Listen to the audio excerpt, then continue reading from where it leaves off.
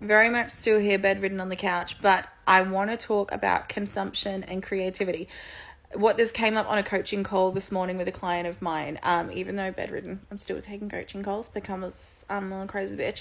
Anyway, it came up about like the shift between when you're starting out in business and you're kind of consuming everyone else's stuff and you're like obsessively learning from people on Instagram and saving all these tips and tricks. And then I feel like this shift happens in your business once you're a little bit in, once you get some like confidence and clarity around your offer suite and what you're teaching, and you really start to consume less and create from your own heart space more. But I feel like that conversation, even though that happens quite naturally as you grow, I feel like if we brought that conversation in earlier in the piece in business, it would save people probably a lot of heartache and confusion and self-doubt. So what I like to share with my clients, and guys know I've been speaking about this for years. You can literally go back to my IG TVs or before they were reels back in like 2017 or on my YouTube channel, and speaking about this idea of creating before you consume. So that's before you wake up in the morning and you want to share a message with your audience, you want to promote your products and services, whatever it is.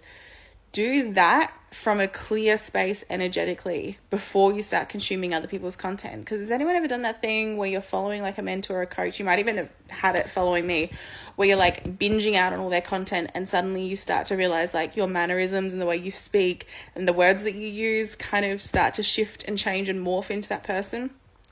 Whereas energetically, if you want to create an authentic brand that impacts a lot of people and creates a massive amount of income, that comes from a space of authenticity. And if you're so clouded by all these other people that you're following and consuming their content and listening to their messaging, how could your message be as clear and as authentic as it needs to be to impact people like that? So that's where it always comes back when I work with my clients, that one of the clear points of advice that always comes across no matter what stage they're at is that create before consuming. And if you're going to consume content from other people in your space, other people in your industry, you want to really, really carefully curate how you consume that content and like who you follow, what advice you allow into your sphere, and how you consume that. Like you always want to consume that after you've created your content from your heart space.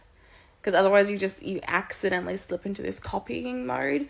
And I feel like that really can hurt you in the long term when it comes to building that authentic brand and having your own voice.